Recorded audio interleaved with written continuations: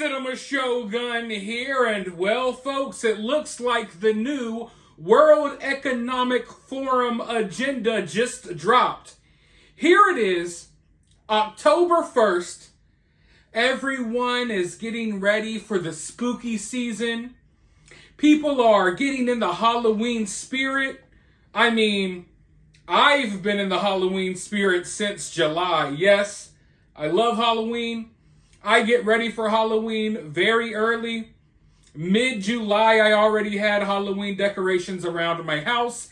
There is no shame in my game. But, you know, there was something, or this latest announcement, this latest agenda that has come to light. I can't say that I didn't see it coming, but I will say that it's scarier than any scary movie that you're going to watch this month. Recently, the WEF, they had one of their little creepy meetings where they talk about all types of creepy stuff, basically talking about controlling the world. It's almost insane to think about, but it's like we have a literal league of supervillains. They come together and they have these meetings talking about doomsday scenarios, just coming up with all types of wild stuff that they think is going to happen to people. And they act like, oh, we see that this may be coming, as if we don't know that you're pulling the strings. They like to go on these meetings and warn the world about possible things to come. And then they try to say they're right when these things happen, even though they're the ones causing them to happen. But anyway, during this meeting, they basically let everyone know what the new agenda is. We know what the new play is now. And I don't think this will come as a shock to most of you all. Because if you think about it, and once you know what it is, it seems as if they've been prepping us for this for a while. But anyways, they're having these meetings and they're openly talking about how disappointed they are that their last agenda failed. They talked about how they wanted to give the jab to everyone in the world. They wanted every single person on earth smaccinated, and it didn't work. They wanted to pump this experimental, you can't really talk too much about it, but you all know what I'm talking about. The beer bug, the stuff that was supposed to keep you from getting the beer bug, but it never really worked. Anyway, they talk about how disappointed they are that they didn't get a needle in the arm of every person on earth, because a lot of people woke up to their agenda and they would not go along with it. They also talk about how climate change isn't really working because there's so much pushback to it, and so many people don't even understand what climate change is anyway, so people don't care. So they acknowledge their two agendas that they've had at play for the last couple of years, and then they basically let you know what the next agenda is. Instead of telling you, I'm going to play this clip, and then I'll be right back with more thoughts. That's also, of course, true with COVID, right? We are all only as healthy as our neighbor is on our street, in our city, in our region, in our nation, and globally. And did we solve that? Like, did we actually manage to vaccinate everyone in the world? No.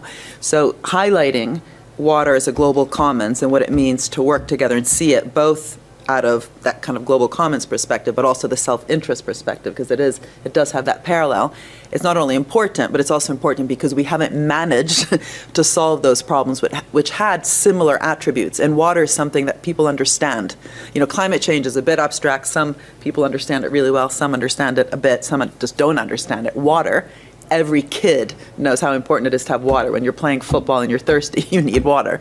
So there's also something about really getting citizen engagement around this and really, in some ways, experimenting with this notion of the common good. Can we actually deliver this time in ways that we have failed miserably other times? And hopefully we won't keep failing on the other things, but anyway. So the beer bug and the lockdowns and the jab, it didn't work. In fact, I think they winded up waking more people up to the fact that there's a lot of crazy stuff going on. Climate change, it's not working because climate change isn't really real, at least not the way that they describe it.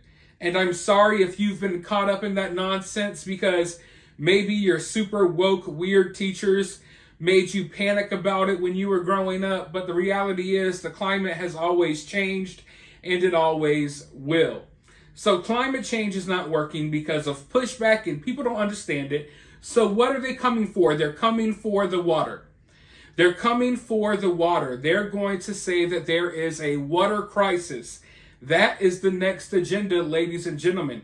And if you've been following my coverage of the various stories that I've covered, a few months ago, there was so many different scares about water supplies being polluted. It seems like ever since that thing happened in East Palestine, Ohio, trains just started derailing all over America.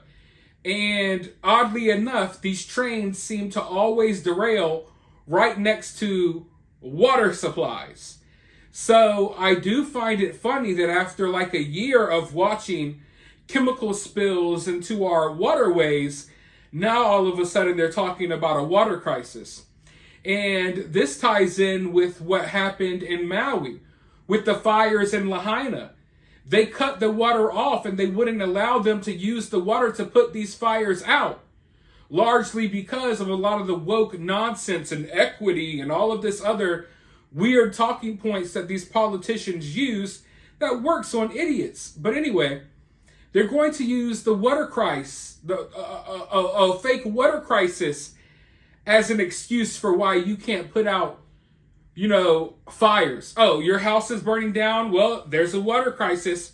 We can't put out your house. And who knows how many wildfires are going to start breaking out now? Because during a water crisis, do you want to know what they do? They limit the amount of water you can use, which leads to more dry land, more dry trees, more dry leaves, more dry plants, more dry grass, just a overall drier environment, which will lead to more fires. These people are actively bringing about the destruction of humankind as we know it.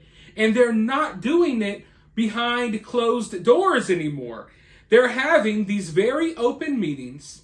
You can look up the clips. You can watch this stuff on YouTube. You can watch it wherever. They're not even hiding what they're doing. They're letting you know. All you have to do is listen, and they will tell you what their plan is. So that's the next plan. It looks like they're gearing up to try to do a round 2 of the beer bug. I don't think that's going to work. Climate change has been a failure for them.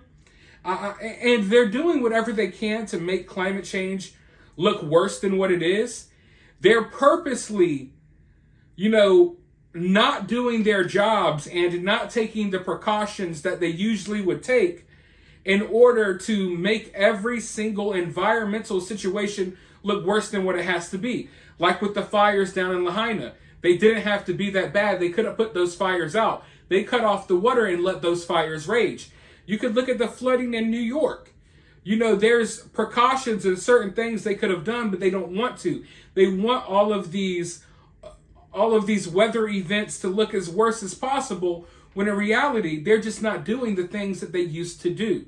But yeah, right here, it's out in the open now. The water crisis is the next thing they're gearing up to scare the world about. And the sad part is, some of the people watching this video are going to fall for it. A lot of you all are going to fall for it. But hopefully, we can get ahead of this early enough to go ahead and let people know what the game plan is. So share this video, tell your friends and family about what's coming next, drop your thoughts in the comments, and I'll talk to you all soon in the next video.